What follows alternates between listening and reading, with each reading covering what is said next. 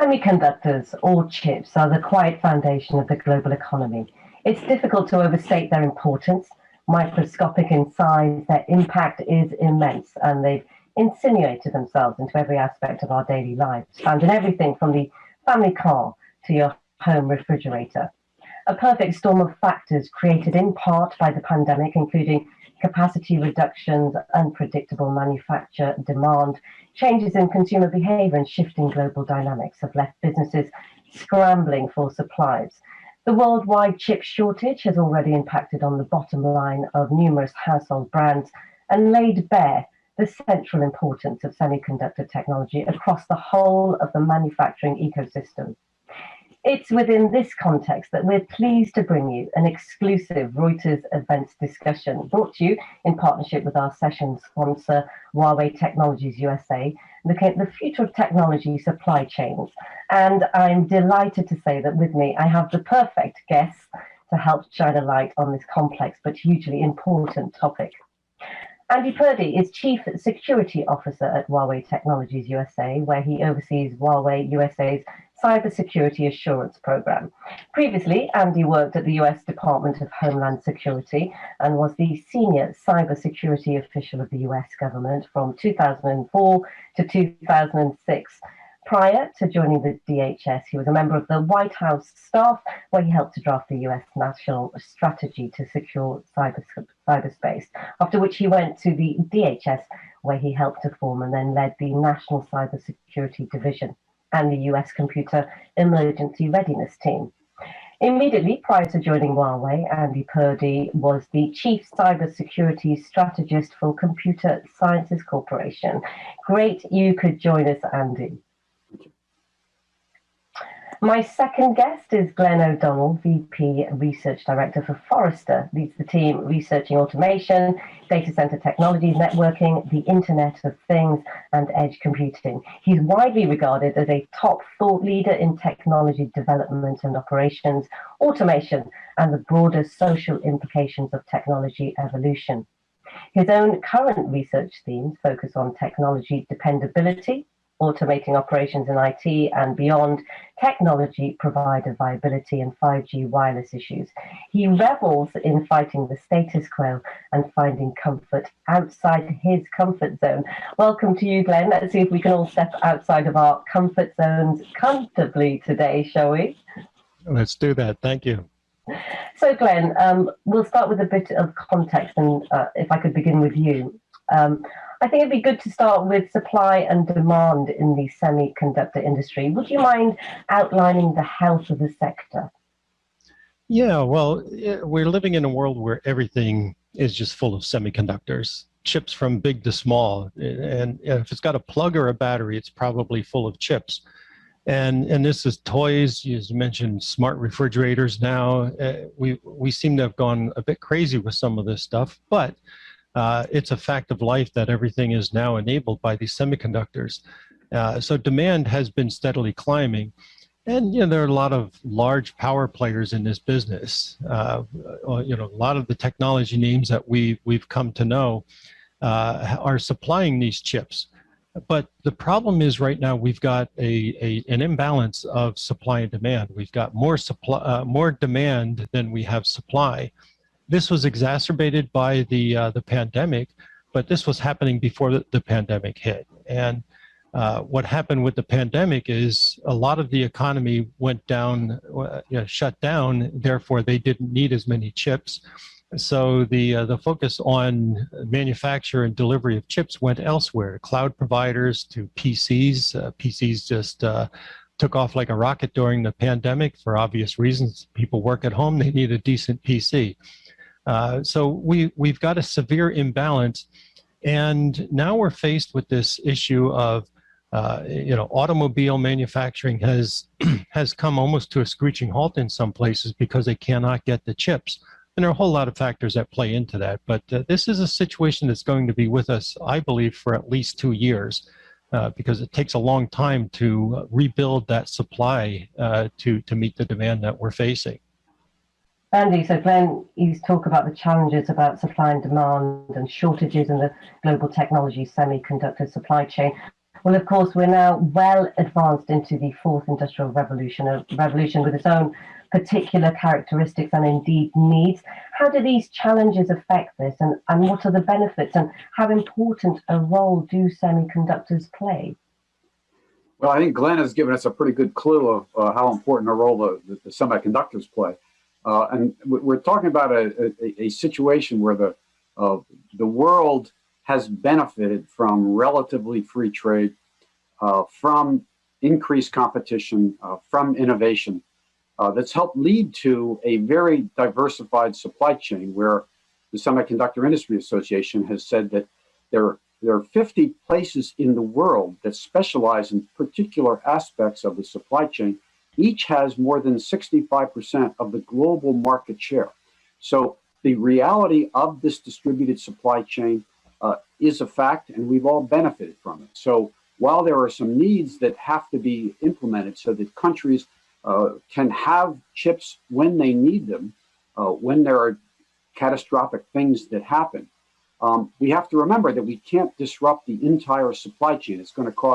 It's estimated that it would cost $1 trillion to take the global supply chain and try to locate it in one country. We have to recognize that competition and free trade have spawned greater innovation, and that's the context for the fourth industrial revolution, where computing power is going to be brought to the edge for the benefit of individuals and organizations. So you'll have sensors to machine communications, automation, big data analytics, artificial and augmented intelligence that are going to help improve the effort to, for example, fight climate change and to bring greater 5G-enabled healthcare and greater efficiency in manufacturing. And so we have to be careful not to have issues that come up, political issues or otherwise, inadvertently disrupt the supply chain, disrupt this process that is leading to such great benefits for so many people. So, Glenn, Andy's obviously outlined his view on this. Let's talk about the potential impacts on the wider economy, industry, and please let's not forget consumers. What will happen if global semiconductor supply chains continue to be disrupted? Yeah, well, Andy's right that with the nature of supply chains, and the supply chains are actually pretty long in semiconductors. There's equipment that you need to build semiconductors. There are the raw materials for semiconductors. So if at any point along that chain, we've got some disruption, whatever it may be, it could be an economic or a political crisis, could be just that one of the companies is struggling, we have a vulnerability. And I think that's what we've seen come to the forefront here, is the vulnerabilities of how we've managed supply chains in the past. So this has a ripple effect through the entire economy, and there are potential secondary effects. If, say, John Deere cannot get the chips for its tractors, that impacts farming. And you may think, well, that's pretty far-fetched, but hey, farming's become a very high-tech profession. It's not what we've come to believe as some hick on a tractor and just doing a few acres. This is a very high-tech thing. And most of our food supply comes from high-tech farming. Well, if we have a disruption in the chips that has a disruption in the equipment that the farmers are using, that has a disruption in the food supply, that's not that far-fetched when you really think about it. So we have this ripple effect takes place through the entire economy. People think, well, these chips, who cares? We don't see them. They're hidden inside. And that's part of the genius of the engineering that's been done in the past, is that we have been able to make them invisible. But boy, if you take them out, a lot of stuff stops working. The entire economy suffers as a result. Andy, Glenn's obviously outlined specific industries there and what he thinks will happen. Have you got any specific examples? It'd be really good to get your perspective on this. Well, I think the issues that we're talking about are exacerbated by geopolitical issues. Access to the supply chain, access to markets. And so there has been concern raised about what the impact is going to be on the ability of companies to buy and the ability to maintain sales of particular companies. So, for example, there's a concern that some of the actions are going to lead to a decoupling between China and the U.S. So the Boston Consulting Group found that if there's a full decoupling, it could result in a revenue loss of 16 to 37%. And the U.S. semiconductor global share could drop from 48% to 30%. U.S. Chamber of Commerce has said we're talking potentially about a loss of $83 billion in revenue to U.S. companies and 124,000 jobs.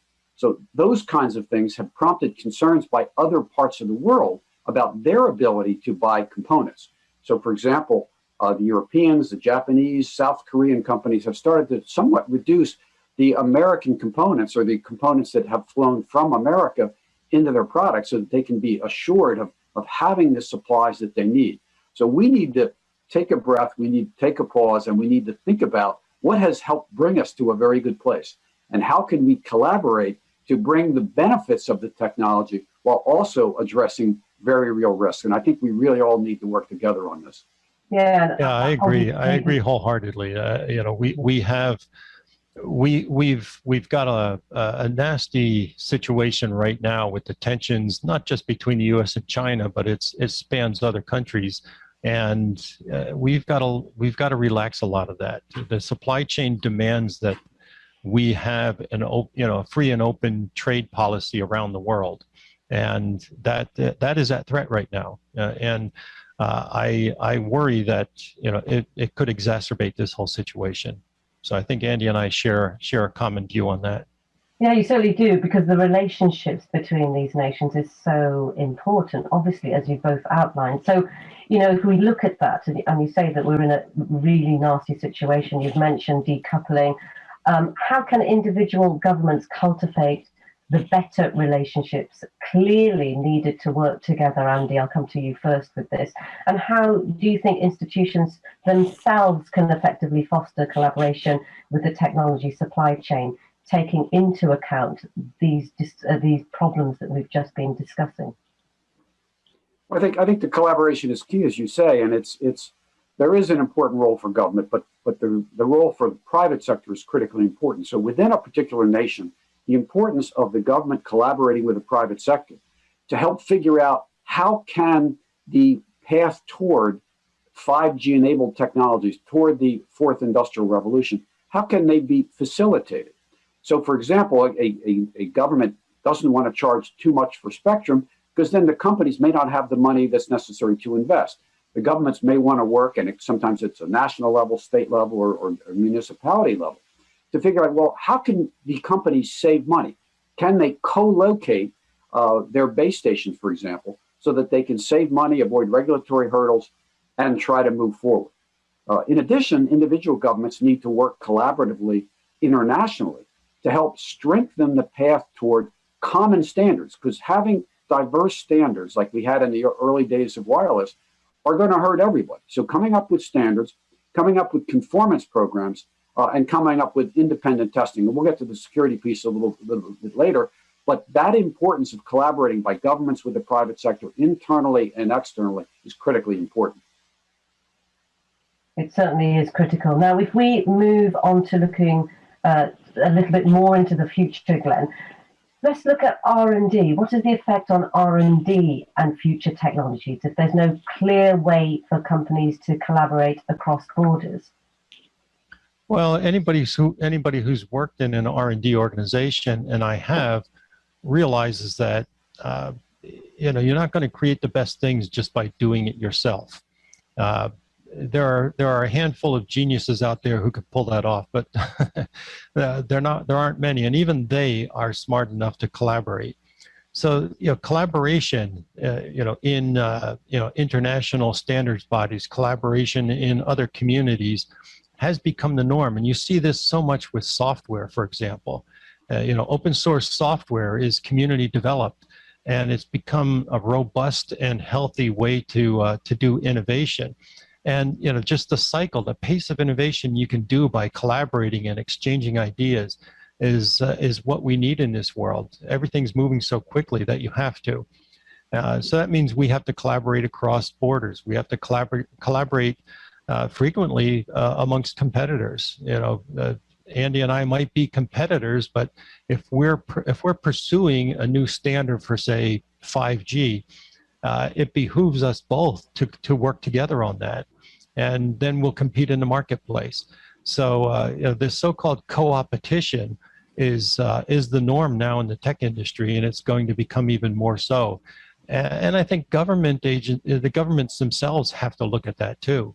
How are two countries going to compete in the world stage but still cooperate? That's necessary. We have to figure out how to do that. You can't just take your ball and go home. Yeah, I would add an exclamation point to something that Glenn said. Individual companies collaborate. They can collaborate in joint innovation centers for research and development. For example, coming up with 5G innovation projects.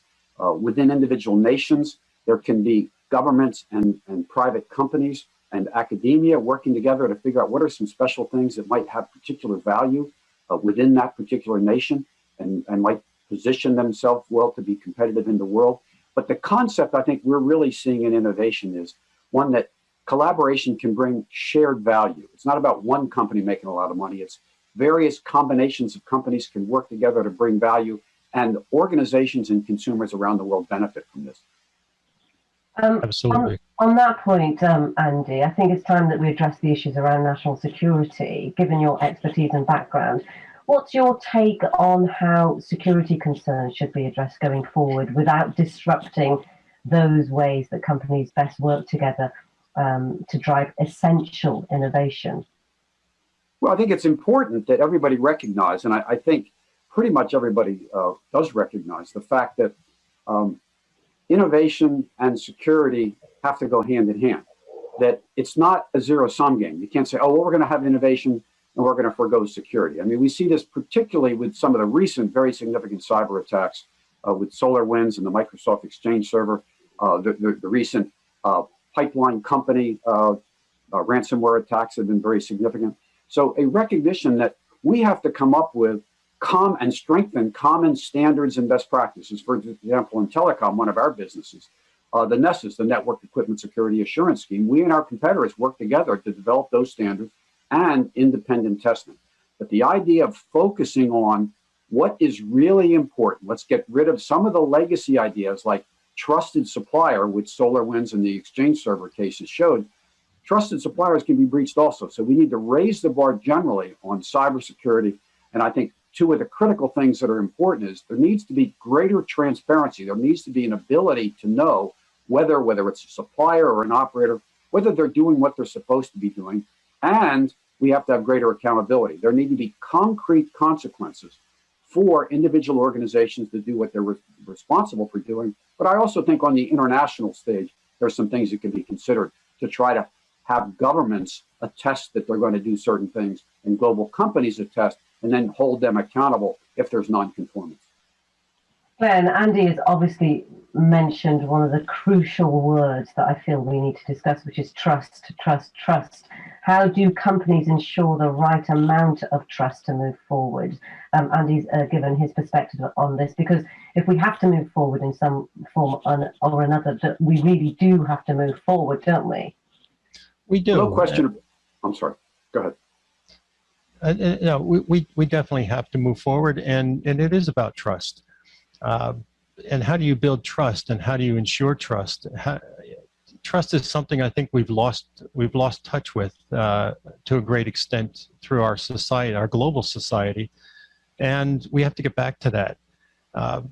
Is there such thing as a trusted partner in the technology world? I think Andy proved the point with the SolarWinds thing that, all right, we're going to trust SolarWinds as a supplier. Well, they got breached. Okay, that means everybody who trusted them got some vulnerability there.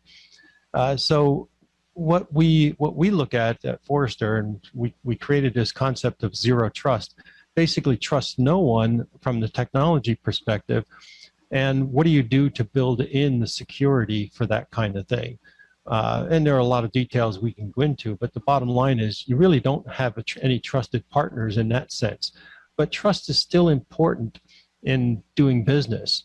And you make promises and you keep promises. And if you do that, you build trust. And if you break a promise, you can destroy trust overnight. So it's really about making these commitments and the promises around them, and delivering on those promises. That goes for commercial entities. It goes for interpersonal relationships. You and I, if we want to build trust, it's a lot of promises. But it also applies to governments, and that's where it gets a lot stickier, because I think we still, around the world, we still view international relations as a bit like we did in World War II, where it's us versus them. And we have to get away from that us and them mentality. And we're one planet. Let's collaborate and get along here. Easier said than done, of course. It I want is. to It's about commend humans. Forrester for the Sorry, Andy. I just wanted to say it's about humans and their behavior, really, isn't it? It is, yes. Yeah, I want to commend Forrester for their contribution to this path forward for the maturation of concepts of security with the idea of zero trust. This is a very important evolution, and we see that some of it is coming into play in more concrete ways. So the U.S. Department of Defense, the U.S. federal government are going to use these principles where they avoid the concepts of a perimeter, where you're going to set up the perimeter wall and block people because the bad guys can get in. So the idea of a continuous evaluation, the old method of trust but verify, is long gone. There has to be a trust through verification, a continuous attestation, a continuous verification as you go through the processes, and microsegmentation of networks. So if there's a breach, you can limit the harm. But I think it's also going to require greater efforts by government and the private sector working together to create more transparency. And I think the Germans are taking a very important step in that way, where they're holding the telecom operators responsible for doing certain kinds of things, and to make sure that their suppliers, including telecom equipment suppliers, have certain requirements that they meet. And those telcos need visibility into what the equipment suppliers do, so they can do their job of holding us and our competitors responsible. And they can point out where there are problems. In addition, the government, German government, holds the equipment suppliers, as one example, responsible to do certain kinds of things. And if those things are not met, there will be financial consequences and there will be accountability for that. So that idea of trying to increase transparency and accountability is, I think, part of this very important path forward. And I think the lessons that will be learned from SolarWinds and Microsoft Exchange Server, I think, are going to hold us in good stead.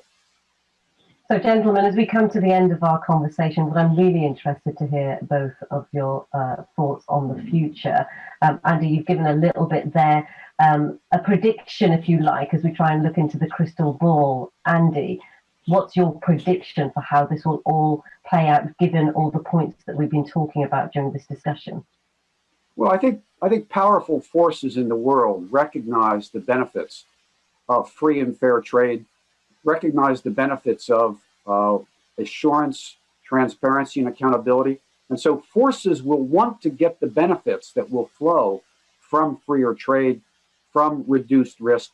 And so I think there will be a path forward as U.S. government, others, private companies help identify requirements to make cyberspace safer and more accountable. There will be progress toward maintaining that openness and that fairness and that accountability that has helped bring us to this point where the future can be so bright, as long as we don't get in the way of ourselves.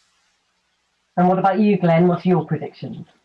Well, I agree with Andy that cooler heads will prevail because they have to. If we are going to thrive as a global society, free and fair trade will still be there, and it has to be, because no one nation can do it themselves, no one company can do it themselves. This has to be a collaboration, especially as we continue to evolve the technologies. And again, that's evolving at a blistering pace. We've got 7.5 billion people on the planet, but we've got in a few years hundreds of billions of connected things, little gadgets that are doing everything from, it could be as silly as a light bulb to as critical as something that controls the fuel pipeline for the east coast of the U.S. There's a lot of technology embedded here. There's going to be a lot more demand for silicon. We have to increase that capacity to do that. It's going to take a few years, But this has to be a collaboration across companies and across countries. There's no other way to really pull this off. There certainly isn't. Well, that concludes our exclusive Reuters events discussion brought to you in partnership with our session sponsor, Huawei Technologies USA, looking at the future of technology supply chains.